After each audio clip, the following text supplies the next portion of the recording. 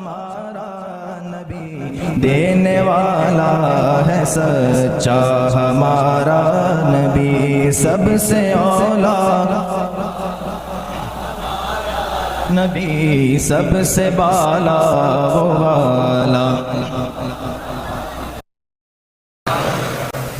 الحمدللہ الحمدللہ الحنان المنان الذي خلق الانسان وعلمه البيان، والصلاة والسلام على رسوله سيد الانس والجان وعلى آله واصحابه ذوي الخير والاحسان، اما بعد، فاعوذ بالله من الشيطان الرجيم، بسم الله الرحمن الرحيم، قل يا ايها الناس اني رسول الله اليكم جميعا الذي له ملك السماوات والارض لا اله الا هو يحيي ويميت، فآمنوا بالله ورسوله النبي الأمي الذي يؤمن بالله وكلماته واتبعوه لعلكم تهتدون، صدق الله مولانا العظیم۔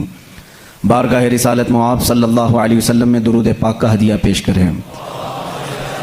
اللہم صلی علی سیدنا و مولانا محمد معدن الجود والکرم وآلہ واصحابہ الکرام وابنہ الکریم وبارک وسلم صلاة دائمة سرمدا ابدا۔ عزیزان گرامی وقار، آج اس عظیم المرتبت، اس باوقار شخصیت کی بارگاہ میں ہم خراج عقیدت پیش کرنے کے لیے حاضر ہیں، جنہیں عشاق کے امام نے یوں کہا، اللہ کی سرتاب قدم شان ہے یہ، اللہ کی سرتاب قدم شان ہے یہ، انسان نہیں انسان وہ انسان ہے یہ، قرآن تو ایمان بتاتا ہے انہیں اور ایمان یہ کہتا ہے میری جان ہے یہ۔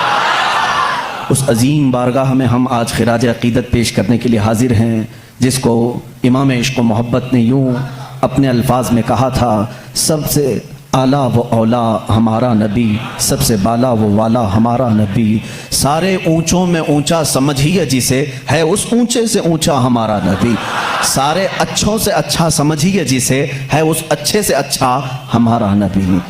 اسی لیے آج نہایت ہی ادب و احترام کی محفل ہے۔ ہمارا عقیدہ تو یہ ہے، وہ نام پاک آتے ہی بے اختیار ہمارے انگوٹھے لبوں تک چلے جاتے ہیں اور چوم کر کے ان کو ہم آنکھوں سے لگا لیتے ہیں، صرف اس بنیاد پر کہ اس نام میں اتنی مٹھاس ہے کہ بار بار چومنے کو دل کرتا ہے۔ اس رسول گرامی وقار صلی اللہ تعالیٰ علیہ وسلم کی بارگاہ میں ہم آج خراج عقیدت پیش کرنے کے لیے حاضر ہیں، جن کی تعریف لکھتے لکھتے قلم ٹوٹ گئے، جن کی تعریف بیان کرتے کرتے زبانیں سوکھ گئیں، جن کی مدح و ثنا میں عشاق، شاعران بلبلان باغ یا انادیل اندلیب گلشن رسالت اور دیگر جتنے بھی محبت کرنے والے ہیں، ان کی زندگیاں ختم ہو گئیں، اور انہوں نے اخیر میں جا کر کے ایک ہی جملہ کہا، لا یمکن الثناء کما کان حقہ بعد از خدا بزرگ توئی قصہ مختصر، کہا تمہاری تعریف تو کسی بشر کے حق میں ہو ہی نہیں سکتی، کوئی بشر کیا تمہاری تعریف کرے، تمہاری ثنا کا حق ادا کوئی نہیں کر سکتا۔ خلاصہ یہ ہے، حاصل کلام یہ ہے، خدا کے بعد اگر کوئی مرتبہ ہے تو یا رسول اللہ وہ آپ کا ہے۔ اسی کو امام عشق و محبت بریلی کے تاجدار نے یوں کہا، لیکن رضا نے ختم سخن اس پہ کر دیا، خالق کا بندہ خلق کا آقا کہوں تجھے۔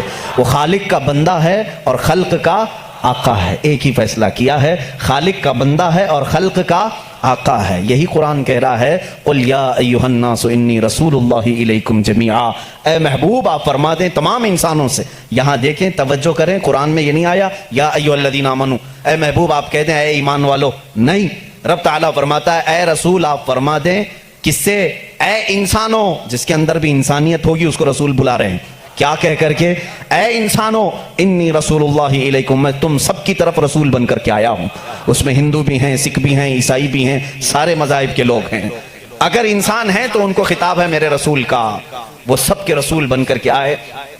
اسی کو عزیزان گرامی مداحان رسول نے یوں کہا ہے، لیکن رضا نے ختم سخن اس پہ کر دیا، خالق کا بندہ خلق کا آقا کہوں تجھے۔ اس لفظ پر توجہ رکھیں، وہ ہے خالق کا بندہ اور خلق کا آقا ہے۔ ایک جگہ پر اعلیٰ حضرت رضی اللہ تعالیٰ عنہ جا کر یوں ششدر رہ گئے، شش و پنج میں، یعنی اس کو ہم شش و پنج اس لیے میں کہہ رہا ہوں تفریح کے لیے آپ کے لیے، کہتے ہیں ایک اپنی نعت میں، ممکن میں یہ قدرت کہاں، واجب میں عبدیت کہاں، یعنی میں رسول کو خدا بھی نہیں کہہ سکتا اور عام بشر کہوں یہ بھی ان کے لیے مناسب نہیں. کیا کہوں؟ ممکن میں یہ قدرت کہاں، واجب میں یہ ابدیت کہاں. حیرت نے جھنجھلا کر کہا یہ بھی نہیں وہ بھی نہیں، اس کے بیچ میں ہے. عام بشر بھی نہیں ہے اور یہ خدا بھی نہیں ہے. ہاں وہی جس میں آپ نے کہا خالق کا بندہ خلق کا آقا کہوں. اس لفظ پر توجہ رکھیں، ہم اپنی بحث کو آج آگے بڑھاتے ہیں. عزیزان گرامی، رسول محمد عربی صلی اللہ تعالی علیہ وسلم جن کے آنے کا زمانہ بہت آخر میں ہے، لیکن وہی اصل کائنات ہے. زمانہ ان کے بعثت کا اخیر میں ہے، لیکن وہی اصل کائنات ہے. اب یہاں پر کچھ لوگوں کو مجھے سمجھا کر کے آگے بڑھنا ہوگا. جس کو اقبال نے کہا ہے وہی اول وہی آخر وہی یاسین وہی طٰہٰ وہی فرقان. ان کا ایک شعر ہے، طویل ہے، کہ قرآن میں جہاں یاسین آیا ہے، طٰہٰ آیا ہے یا فرقان آیا ہے، سب سے مراد یہ محمد عربی کی ذات ہے. اور وہ اول بھی ہیں اور آخر بھی ہیں. ایسا کیسے ہو سکتا ہے؟ کوئی ایک شخص شروع میں بھی ہو اور آخر میں بھی، ایسا کیسے ہوتا ہے؟ محمد عربی صلی اللہ علیہ وسلم اول بھی ہیں آخر بھی ہیں، ایسا کیسے؟ اس کو تو بعض حدیثوں سے آپ نے سنا بھی ہوگا. میرے آقا صلی اللہ تعالیٰ علیہ وسلم نے فرمایا بھی ہے، کنت نبیا وآدم بین الماء والطین. میں اس وقت بھی نبی تھا جب آدم علیہ السلام کو مٹی اور پانی سے گوندھا جا رہا تھا. اس وقت بھی وہ نبی تھے، وہ اول ہیں اور آنے میں آخر ہیں. اب یہاں پر مجھے عقلی دلیل کے اعتبار سے آپ کے سامنے، آپ کے میدان میں اترتا ہوں. کبھی کبھار کوئی چیز اخیر میں آتی ہے وہ اہم ہوتی ہے، کبھی پہلے ہوتی ہے وہ اہم ہوتی ہے. لیکن ایک چیز ایسی ہے وہ پہلے ہے تو بھی اہم ہے، آخر میں ہو تو بھی اہم ہے. وہ کیا چیز ہے؟ کسانی کرنے والے اچھی طرح سے جانتے ہیں. ہم مارکیٹ میں جا کر کے ایک بیج لے کر کے آئے، بیج لے کر کے آئے اور اس کو زمین میں بونا ہے. کام تو یہی ہے نا. زمین میں اگر بیج نہ ہو تو پودا نہیں، زمین میں اگر بیج نہ ڈالیں تو اس کی کوئی شاخ نہیں، جڑ تو لگانی پڑے گی. ہم بیج لے کر کے آئے، زمین میں ڈالے، یہی اصل ہے بیج، یہی اصل ہے. درخت کی اصل کیا ہے؟ یہ بیج ہے. ہم نے بیج زمین میں بو دیا، پودا نکلا، اس کے بعد بڑھتا گیا، فصلیں ہونے لگی. جب جوان ہوا تو ڈالیاں تھوڑی مضبوط ہوئیں، پھر اس کے بعد اس کی شاخیں پھیلی، پھر جوان ہوا اور بڑی عمر کا ہوا. اب اس میں پتے پھیلنے لگے. جب بڑا ہو گیا درخت تو اب اس میں پھول آئے، پھول آنے کے بعد پھر پھل آئے، اور پھر پھل کے بعد ہم نے دیکھا جو بیج زمین میں بویا تھا آخر میں پھل میں وہی بیج نکل آیا، پھر وہی بیج آیا. پھلی کو آپ کسی پھلی کے دانے کو زمین میں بوتے ہیں، اس کو بونے کے بعد جب پودا نکلتا ہے پھر اس سے شاخیں ہوتی ہیں. اس کا مطلب یہ ہوا کہ بیج اصل ہے. پودے کو اگانے کے لیے پتے بھی اسی بیج سے ہیں، پھول بھی اسی بیج سے ہیں، اور اس کی شاخ کی ساری ہریالی اسی بیج سے ہے. لیکن یہ درخت اختتام کہاں پر ہوتا ہے؟ جب پھل دیتا ہے. پھل دینے کے بعد پھر آخر میں وہی بیج دیتا ہے جو تم نے زمین میں بویا تھا. اس کا مطلب یہ ہوا کہ بیج اول میں ہو تو بھی اہمیت کا حامل ہے، آخر میں آئے تو بھی اہمیت کا حامل ہے. اسی طرح محمد عربی صلی اللہ تعالیٰ علیہ وسلم کی ذات ہے کہ سارے انبیاء آدم علیہ السلام سے لے کر عیسیٰ علیہ السلام تک جو سلسلہ ہے یہ اسی بیج کے شاخیں ہیں. کوئی اس میں سے پھول ہے، کوئی اس میں سے ہریالی ہے، کوئی اس میں سے اس کی پتے ہیں، اور اخیر میں آنے والا وہی محمد رسول اللہ صلی اللہ تعالیٰ علیہ وسلم جس کو اللہ نے شروع میں ہی رکھا تھا. وہ اصل کائنات ہے، مقصد کائنات ہے، کائنات کی وجہ اصل ہے. عزیزان گرامی، اس فلسفے کو اپنے ذہن میں رکھ کر کے اب میں ایک عالمی بات کرنے کے لیے آیا ہوں. جب اس رسول کے بارے میں ہم اتنی بڑی بات کہتے ہیں وہی اول ہے وہی آخر ہے، اور خدا کے بعد محمد عربی صلی اللہ علیہ وسلم اور خدا کے درمیان کوئی تیسرا مقام نہیں ہے. اللہ رب العزت کے بعد دنیا میں اگر کوئی مقام ہے تو وہ صرف رسول پاک کا ہے. باقی سارے انبیاء اکرام علیہ السلام سب نبی ہیں، لیکن بعد محمد عربی صلی اللہ علیہ وسلم میرے آقا صلی اللہ علیہ وسلم کی فضیلت کے بعد ہی ہیں، وہ افضل الرسل ہے. جب ہم اتنی بڑی بات کرتے ہیں تو کیا وہ رسول صرف مکہ والوں کے لیے آئے تھے؟ کیا وہ رسول صرف عربی لوگوں کے لیے تھے؟ کیا وہ رسول صرف ان کے ارد گرد رہنے والوں کے لیے آئے تھے؟ نہیں میرے عزیزوں، قرآن کہتا ہے وَمَا أَرْسَلْنَاكَ إِلَّا كَافَةً لِلنَّاسِ بَشِيرًا وَنَذِيرًا. اے رسول، ہم نے سارے انسانوں کے لیے آپ کو بشیر و نذیر بنا کر بھیجا ہے. سارے انسانوں کے لیے، چاہے وہ امریکہ کا رہنے والا ہو، UK کا ہو، افریقہ کا ہو، کسی بھی جگہ کا ہو، کسی بھی جگہ کا ہو. انسان اگر ہے تو اس انسان کی طرف میرا نبی رسول بن کر آیا. اس رسول کا آنے کا مقصد صرف مکہ نہیں ہے، ایک علاقہ نہیں ہے. ایک شہر نہیں، ایک ملک نہیں، بلکہ وہ آفاقی رسول ہے۔ اس سے پہلے جتنے بھی رسول آئے ان کو ان کی قوم کا رسول بنا کر بھیجا گیا تھا۔ وَمَا أَرْسَلْنَا مِن رَسُولٍ إِلَّا بِلِسَانِ قَوْمِهِ۔ اللہ فرماتا ہے ہم نے جس رسول کو بھی بھیجا ہے ان کو اپنی قوم کی زبان کے ساتھ بھیجا، اور ایک خاندان کے لیے بھیجا، یا کبھی ایسا ہوا کہ ایک ملک کے لیے بھیجا، ایک گاؤں کے لیے بھیجا، لیکن رسول کریم صلی اللہ تعالیٰ علیہ وسلم کی آمد پوری کائنات کے لیے، پوری کائنات کے لیے۔ اب اس میں ایکسیپشن کچھ بھی نہیں ہے۔ کائنات میں آدم علیہ السلام بھی آئے، اور ان کے بعد جتنے نبی آئے وہ بھی شامل ہوئے، اور قیامت تک پیدا ہونے والے جتنے انسان ہیں وہ سب شامل ہوئے، سب اس کائنات میں آئے۔ اب کائنات میں صرف انسانوں کے لیے وہ رسول نہیں آئے، بلکہ ملائکہ کی جتنی لمبی فہرست ہے ان کے لیے بھی وہ رسول ہے، اور پھر اللہ رب العزت کے جتنی مخلوقات ہیں ان سب کے لیے بھی وہ رسول ہے۔ ایک ذات ہے اتنی تکمیل پائی ہوئی، اتنی کامل کہ اس کی تعریف بیان کرتے کرتے زبانیں سوکھ جائیں گی۔ میں اگر رسول کریم صلی اللہ تعالیٰ علیہ وسلم کی رسالت کس کس کے لیے ہے یہ ٹاپک لے کر چلوں شاید پتہ نہیں کتنے سالوں لگ جائیں۔ وہ تو پرندوں کے لیے بھی رسول ہیں، جانوروں کے لیے بھی رسول ہیں۔ پرندوں کے لیے کیسے رسول ہیں ایک الگ ٹاپک ہے، وہ جانوروں کے لیے کیسے رسول ہیں وہ الگ ٹاپک ہے، وہ جنات کے رسول ہیں ان میں کیا تبلیغ کریں گے ان کے لیے الگ رسول ہے، الگ ایک ٹاپک ہے۔ میرے عزیزو اتنا ہی نہیں، وہ نبیوں کے بھی رسول ہیں۔ اسی لیے تو قرآن نے چوتھے پارے میں وعدہ لیا ہے نبیوں سے، وَإِذَا أَخَذَ اللَّهُ مِيثَاقَ النَّبِيِّينَ لَمَا آتَيْتُكُم مِّن كِتَابٍ وَحِكْمَةٍ ثُمَّ جَاءَكُمْ رَسُولٌ مُصَدِّقٌ لِّمَا مَعَكُمْ لَتُؤْمِنُنَّ بِهِ وَلَتَنصُرُنَّهُ۔ قرآن کہتا ہے یہ سورہ نساء میں، اللہ سورہ آل عمران میں اللہ تعالیٰ یوں فرماتا ہے یاد کرو اس وقت کو جب سارے نبیوں کی روحوں کو جمع کر کے اللہ نے ایک وعدہ لیا تھا۔ جتنے بھی نبی دنیا میں آنے والے تھے ان سب نبیوں کی روحوں سے اللہ نے وعدہ لیا تھا۔ کس بات کا وعدہ؟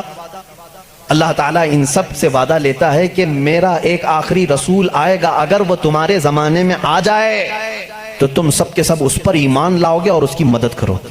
لَتُؤْمِنُنَّ بِهِ وَلَتَنْصُرُنَّهُ، تم ضرور اس کی مدد کرو گے اور اس پر ایمان لاؤ گے۔ پھر کسی اور کی شریعت اس کے ہوتے ہوئے نہیں رہے گی، وہ رسول آ جائیں تو پھر ساری شریعتیں ختم ہوں گی، صرف شریعت مصطفیٰ چلے گی۔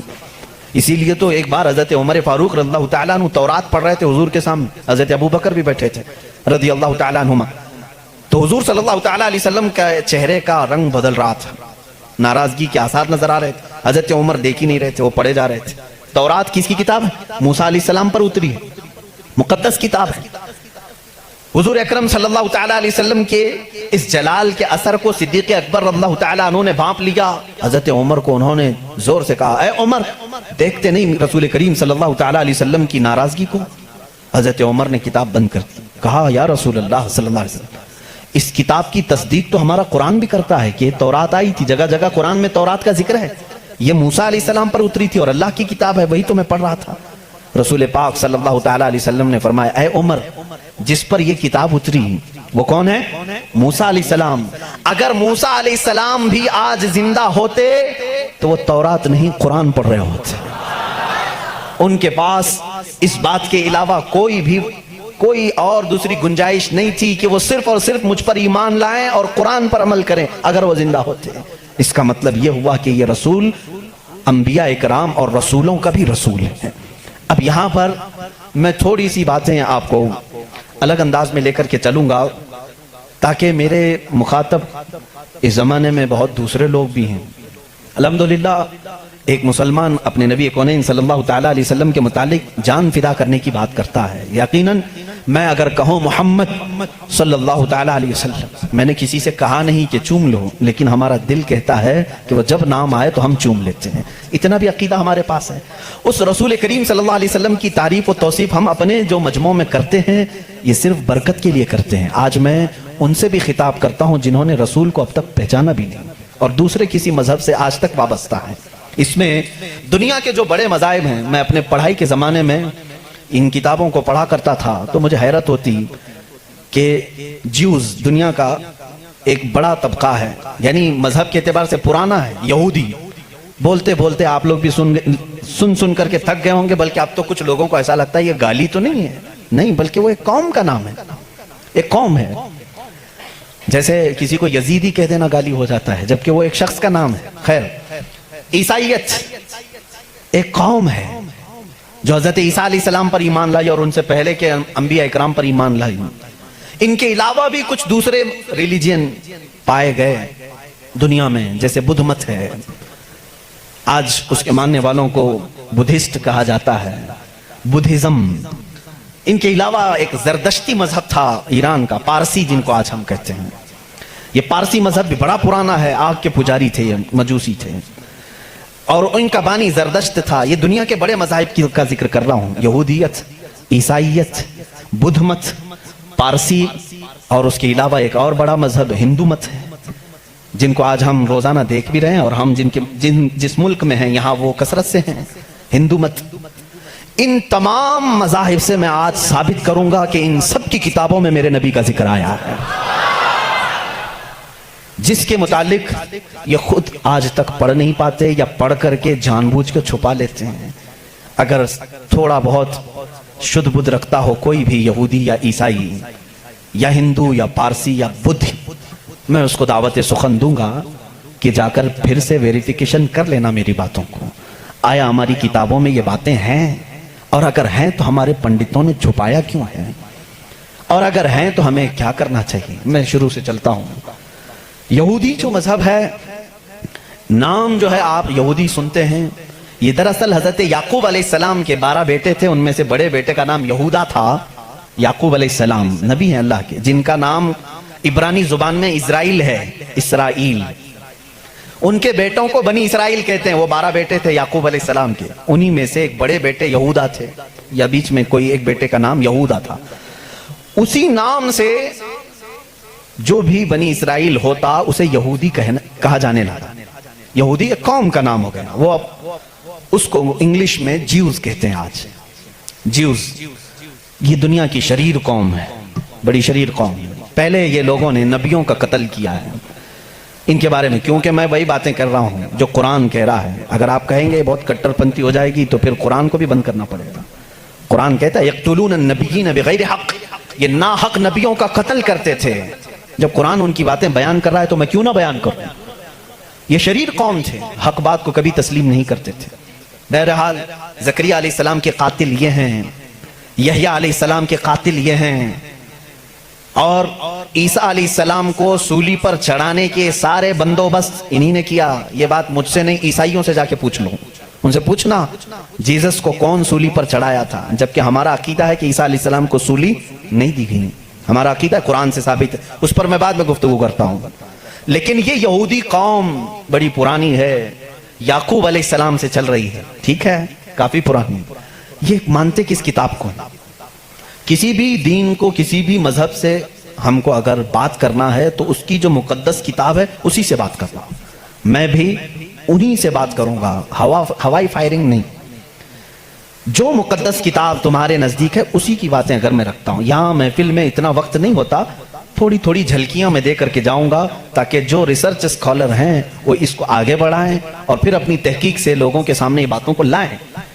यहूदी कौम जिस किताब को मुकद्दस मानती है वो तौरात है, जो मूसा अलैहिस्सलाम पर नाजिल हुई, और ज़बूर है जो हज़रत दाऊद अलैहिस्सलाम पर नाजिल हुई।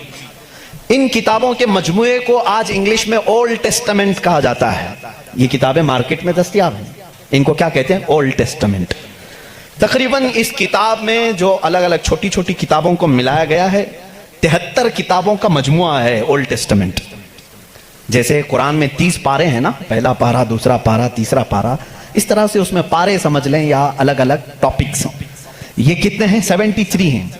उसमें भी उनका बड़ा इख्तिलाफ है, मैं सारे इख्तिलाफात नहीं बता सकता आज, लेकिन कुरान में सबका इत्तेफाक है, चाहे वो शिया हो, देवबंदी हो, वहाबी हो, अहले हदीस हो, कोई भी हो। जो अकीदा हम रखते हैं अहले सुन्नत व जमात के कुरान के 30 पारे हैं, सबका इस बात पर इत्तेफाक है। लेकिन ओल्ड टेस्टामेंट पर सबका इत्तेफाक नहीं। उनमें से कुछ मजहब 73 मानते हैं, कुछ 66 मानते हैं, 66 मानते हैं, कुछ लोग 27 मानते हैं। बहरहाल ओल्ड टेस्टामेंट में एक बाब है जिसको इस्तिस्ना कहते हैं, एक पारे का नाम है, एक किताब का, एक जुज का, जिसको ड्यूट्रोनॉमी इंग्लिश में कहते हैं। उसमें एक आयत आई है। आयत जाहिर सी बात अल्लाह की है, आयत अल्लाह की है और मूसा अलैहिस्सलाम पर नाजिल हो रही है। अल्लाह ताला फरमा रहा है, ए मूसा, मैं तुम्हारे बाद تمہارے بھائیوں میں، بھائیوں سے مراد نبیوں میں، ایک ایسا نبی بھیجوں گا جو تمہاری ہی طرح سے ہوگا، تمہاری ہی طرح سے ہوگا، لیکن میں اس کے منہ میں اپنی زبان رکھ دوں گا۔ اور دوسری آیت آتی ہے کہ وہ فاران کی چوٹیوں سے چمکے گا۔ یہ فاران کیا ہے؟ یہ فاران کی چوٹیاں کہتے ہیں مکہ مکرمہ میں جو اب پہاڑ ہے، جبل کعبہ جو خانہ کعبہ کے قریب، انہوں نے اس کو سب ختم کر دیا، آج وہاں پر بادشاہوں کے محلات بنے ہوئے ہیں۔ وہاں فاران کی چوٹیاں کہا جاتا تھا کہ وہ مکہ کا ایک پہاڑ ہے، اور مقدس کتاب اولڈ ٹیسٹمنٹ میں کہا جا رہا ہے کہ وہ چمکے گا کہاں سے؟ فاران کی چوٹیوں سے۔ اب میں اس کی طرف آتا ہوں۔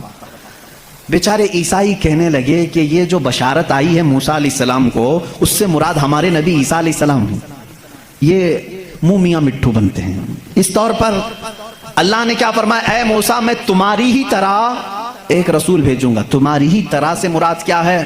عیسیٰ علیہ السلام موسیٰ علیہ السلام کی طرح بالکل نہیں تھے، کیونکہ موسیٰ علیہ السلام کی ماں بھی تھے، باپ بھی تھے۔ عیسیٰ علیہ السلام کی صرف ماں ہے اور باپ نہیں ہے۔ اگر ماں اور باپ والا کوئی رسول ہے تو وہ محمد عربی صلی اللہ علیہ وسلم، میرے آقا کی ماں بھی ہیں، باپ بھی ہیں۔ موسیٰ علیہ السلام کی طرح عیسیٰ علیہ السلام نہیں ہو سکتے۔ یہ میں کرسچن سے کہہ رہا ہوں، عیسائیوں سے کہہ رہا ہوں، جو یہ کہتے ہیں کہ موسیٰ کی بشارت میں ہمارے نبی کا ذکر آیا ہے۔ میں کہہ رہا ہوں نہیں، اس لیے کہ موسیٰ علیہ السلام کی شادی بھی ہوئی تھی، بچے بھی ہوئے تھے۔ عیسیٰ علیہ السلام کی شادی بھی نہیں ہوئی، بچے بھی نہیں ہوئے، وہ 33 سال کی عمر میں آسمانوں پر اٹھا لیے گئے۔ لیکن اگر موسیٰ علیہ السلام کی طرح شادی اور بچے والا کوئی رسول ہے، وہ محمد عربی صلی اللہ علیہ وسلم، شادی بھی کیا ہے آپ نے، بچے بھی فرمائے۔ اور دوسری آیت جو موسیٰ علیہ السلام سے یہ کہی گئی کہ وہ فاران کی چوٹیوں سے چمکے گا، میرے عزیزو اس کا مصداق کوئی دوسرا نبی ہو ہی نہیں سکتا۔ میں آپ کو تاریخ بتاؤں، فاران کہاں ہے؟ مکہ میں ہے۔ آدم علیہ السلام سے لے کر حضور اکرم صلی اللہ تعالیٰ علیہ وسلم تک 1,24,000 کم و بیش نبی آئے، لیکن ان میں سے ایک بھی نبی مکہ میں نہیں پیدا ہوئے سوائے محمد رسول اللہ۔ کوئی نبی مکہ میں نہیں پیدا ہوئے، صرف محمد عربی صلی اللہ علیہ وسلم۔ میرے آقا صلی اللہ علیہ وسلم 40 سال تک مکہ مکرمہ میں خاموش رہے، اپنے اخلاق و کردار کو اظہار کرتے ہوئے، لیکن 40 سال کی عمر کے بعد جب اللہ کی وحی آئی، قرآن کی آیتیں آئی، تو سب سے پہلے میرے آقا صلی اللہ علیہ وسلم نے پورے مکہ والوں کو ایک دعوت دے کر جمع کیا تھا۔ کہاں جمع کیا؟ یہی فاران کی چوٹیوں میں۔ یہ پہلا مجمع ہے، پہلا جلسہ ہے میرے آقا کا۔ اسی جلسے میں میرے آقا نے سب سے پہلی مرتبہ یہ اعلان کیا، اے مکہ والو، میں محمد اللہ کا آخری رسول ہیں، آخری رسول ہوں۔ حضور اکرم صلی اللہ تعالیٰ علیہ وسلم کا یہ فرمان عالی شان ہی، جس کو موسیٰ علیہ السلام کی تورات میں کہا گیا کہ وہ فاران کی چوٹیوں سے چمکے گا، الحمدللہ وہ رسول فاران کی چوٹیوں سے جو چمکا وہ آج تک چمک رہا ہے۔ چمک تجھ سے پاتے ہیں سب پانے والے، میرا دل بھی چمکا دے چمکانے والے، برستا نہیں دیکھ کر ابر رحمت، بدوں پر بھی برسا دے برسانے والے۔ یا رسول اللہ میں مجرم ہوں آقا، مجھے ساتھ لے لو کہ رستے میں ہیں جا بجا تھانے والے، ہمارے تو روڈ پر ہی ہیں۔ بہرحال یا رسول اللہ ہم کو اپنے ساتھ لے لیں، جا بجا ہیں تھانے والے تو سمجھتے ہوں گے، اعلیٰ حضرت نے شعر میں ذکر فرمایا۔ بہرحال ایک اولڈ ٹیسٹمنٹ کی ایک ہی بات میں نے کہی، جیوز سے یہ پوچھیں جا کر کے کہ یہ ذکر آیا ہے موسیٰ کے بعد ایک نبی آنے والے، وہ کون سے نبی ہیں؟ ان کی یہ صفت بیان کی گئی ہے ڈیوٹرونومی استثناء میں، اولڈ ٹیسٹمنٹ میں یہ ذکر آیا ہے، وہ کون ہے، وہ کون سا رسول ہے، آخر تم ہی بتا دو۔ وہ آج تک نہیں بتائیں گے، وہ کہتے ہیں کہ شاید آنے والا ہے، اس رسول کے بعد اب کون اور آنے والا ہے، اب کون آنے والا ہے؟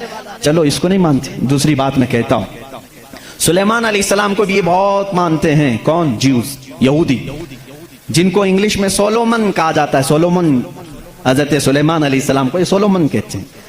ایک کتاب یہودیوں کے پاس اور مقدس ہے، سانگس آف سولومن۔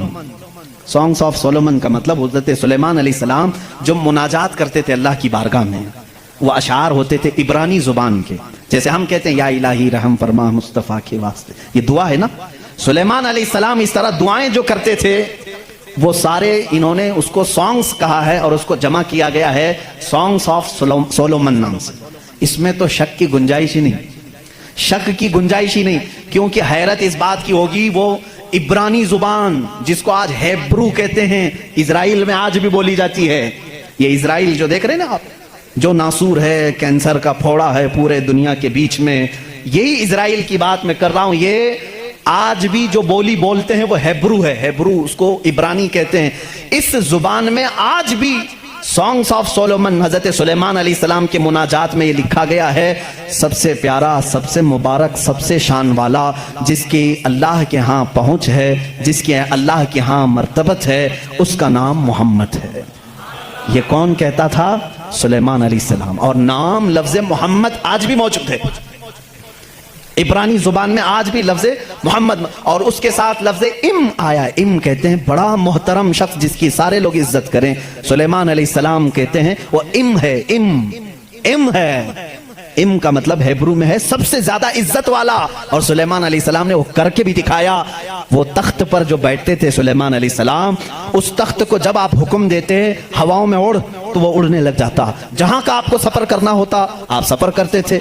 और वो तख्त ऐसा नहीं कि एक उड़न तश्तरी है छोटी सी, बल्कि इतना बड़ा तख्त था कि आपके दाएं जानी 500 नबी उस जमाने के बैठते थे, बाएं जानी 500 औलियाए उम्मत बैठते थे। और वो तख्त जब उड़ता, आसमानों पर हवाओं को अल्लाह ने उनके लिए मुसख्खर कर दिया था, और वो जिस तरफ हुक्म करते उड़ता था। एक मर्तबा ये भी इजराइली रिवायात में भी मौजूद है, सुलेमान अलैहिस्सलाम उड़ते हुए जा रहे थे, यही तख्त पर बैठे हुए, अचानक आपने तख्त को नीचे उतरने का हुक्म दिया और सारे लोगों से कहा पैदल चलो। तख्त उठाकर ले जाया गया, पैदल चलने लगे। बहुत लंबा अरसे तक, लंबी मसाफत पैदल चलने के बाद फिर आप सवार हुए, फिर सबको सवार कर लिया।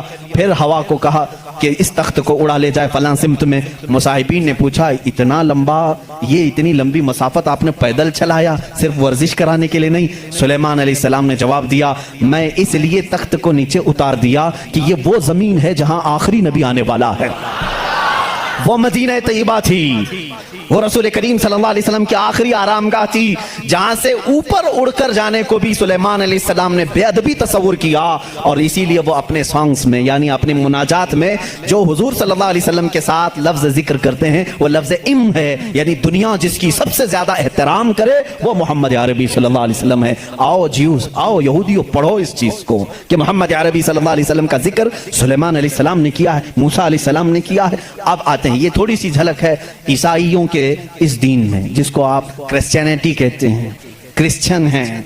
इन लोगों का क्या दीन है, क्या मजहब है, इंट्रोडक्शन के लिए बड़ा वक्त लग जाएगा। ईसा अलैहिस्सलाम के ये पैरोकार हैं। ईसा अलैहिस्सलाम को ये जीसस कहते हैं, और उसको यसू मसीह भी कहा जाता है उर्दू में, जीसस। लेकिन ईसाई बाद में चल करके गुमराह हुए, शुरू के ईसाई गुमराह नहीं थे। ईसा अलैहिस्सलाम आए दुनिया में अल्लाह के रसूल बनकर, और जिन लोगों को भी ईसा अलैहिस्सलाम ने तबलीग की, वो हक की तबलीग थी, अल्लाह एक है, मैं उसका नबी हूं। लेकिन बाद में चल करके हुआ क्या, कुछ ईसाई गुमराह हुए। इनको गुमराह करने वाले भी यहूदी थे। यहूदी ईसा अलैहिस्सलाम को मानते नहीं थे, वो गालियां देते थे, हजरत ईसा अलैहिस्सलाम के मुतालिक बुरे बुरे जुमले कहते थे, क्योंकि वो बगैर बाप के पैदा हुए। लेकिन वो अल्लाह की मशीयत थी, हुक्म था। लेकिन मरियम, सैयदा बीबी मरियम, जिनको अजरा कहा गया है, उनको किसी मर्द ने छुआ नहीं, कभी जिंदगी में छुआ नहीं, लेकिन फिर भी वो हमला हुई, किसी मर्द से नहीं, किसी ने उनको टच नहीं किया। अल्लाह रब्बुल इज्जत ने जिब्राइल अलैहिस्सलाम को सिर्फ हुक्म दिया, फूंक मारो। जिब्राइल अलैहिस्सलाम ने फूंक दिया और वो हमला हुई। इसीलिए ईसा अलैहिस्सलाम को रूहुल्लाह कहा जाता है, रूहुल्लाह कहा जाता है, वो अल्लाह की निशानी है। लेकिन बाद के ईसाई गुमराह हुए, ये क्या कहने लगे, नहीं, इनमें आकर के भी इन्होंने ही शरपसंदी फैलाई है, यहूदियों ने, कि नहीं, ईसा जो है वो दर हकीकत खुदा का बेटा है, मरियम खुदा की बीवी है और ईसा बेटे हैं। इसलिए कुछ लोग ट्राइनिटी के कायल हो गए, तसलीस जिसको कहते हैं, तीन खुदाओं को मानना, ये ईसाइयों के दीन में आ गया। ये तीन तीन खुदा मानने लग गए। एक अल्लाह को भी मानते हैं, दूसरे रूह मुकद्दस को बाज लोग, और बाज लोग बीबी मरियम को खुदा कहते हैं, तीसरे हजरत ईसा अलैहिस्सलाम जीसस गॉड कहते हैं, मरियम को मैरी कहते हैं, मैरी भी गॉड है, और अल्लाह रब्बुल इज्जत को ये फादर कहते हैं, गॉड फादर कहते हैं। बहुत सारे मुसलमान ये जुमला यूज करते हैं, वो हमारे गॉड फादर हैं, फलां गॉड फादर है। हरगिज ना इस्तेमाल करें। अल्लाह को बाप कहना इस्लाम में जायज ही नहीं। लम यलिद वलम यूलद, ना उससे कोई पैदा हुआ ना वो किसी से पैदा हुआ, हमारा अकीदा ये। लेकिन ईसाई बाद में गुमराह हुए और वो तीन खुदाओं का अकीदा रखने लग गए। अब मैं आकर के चलता हूं आगे। ईसाइयों को अगर मैं बताऊं कि तुम्हारे दीन में असल बात क्या है, जो ईसा अलैहिस्सलाम कह गए, जो आज तुम नहीं कर रहे हो, वो सिर्फ यही बात है। ईसा अलैहिस्सलाम अपने हवारियीन से कहते हैं, मैं तुम्हें एक जरूरी बात सुनाता हूं जिसको सुनना जरूरी है।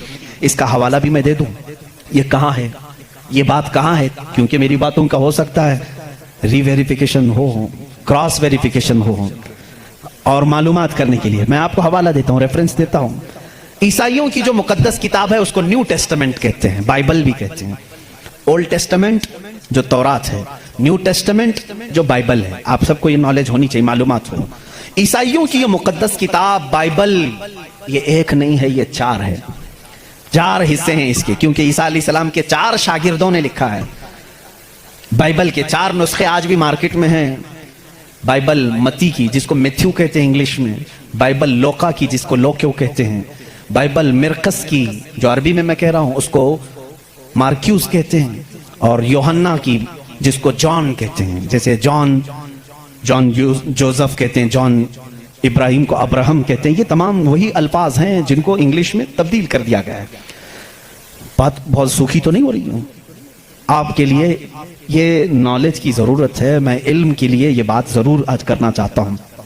محمد ہمارے بڑی شان والے ہیں. میرے آقا صلی اللہ تعالیٰ علیہ وسلم کا تذکرہ آخر اللہ تعالیٰ پرانی کتابوں میں کیسے نہیں کرے گا؟ وہی اول ہیں, وہی آخر ہیں. تو اول ہمیشہ سے اس کا وجود دنیا میں رہے گا ہی رہے گا.